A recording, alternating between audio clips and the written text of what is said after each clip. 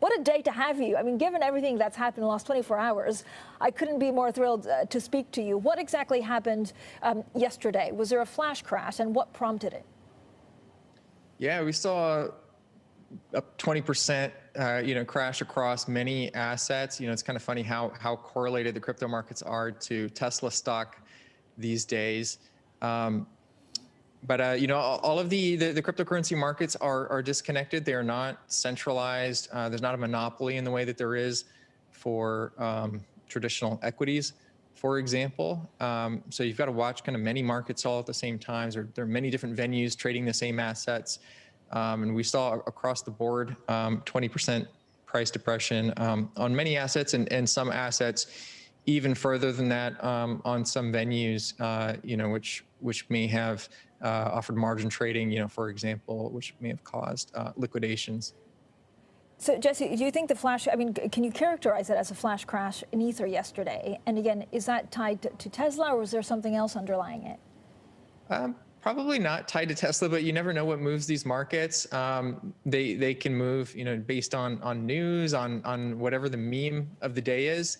Really hard to know what's changing. It could be as simple as people deciding they want to pay for, take some gains for their taxes with Ether up so high. It recently hit a new all-time high, $2,000 a coin. So could be people wanting to take some money off the table. Really hard to speculate about what's kind of driving the market action. Was it centered on Kraken? So we saw huge dips across the whole market. It varied per market. There were some large dips on Kraken, which we think were probably exacerbated by the availability of margin trading on Kraken, the availability of some advanced order types like stop orders, which many other exchanges don't have.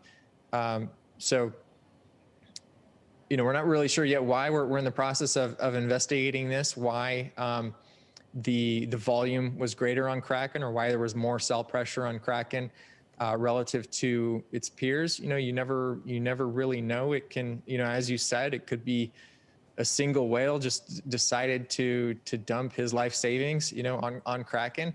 And because the markets are not all connected perfectly, you can have a single market get out of sync with the rest of the markets, which are normally kept in sync relatively well by market makers. But there's not like a perfect atomic process where we're all sharing orders on the back end. So it does happen from time to time. But yes, we're still investigating. Jesse, some customers have publicly asked for compensation because their margin positions were forcibly closed. What are you planning to do about that? Generally, we don't compensate people for making bad trades. People all the time want to be compensated for making a trade they wish they hadn't made.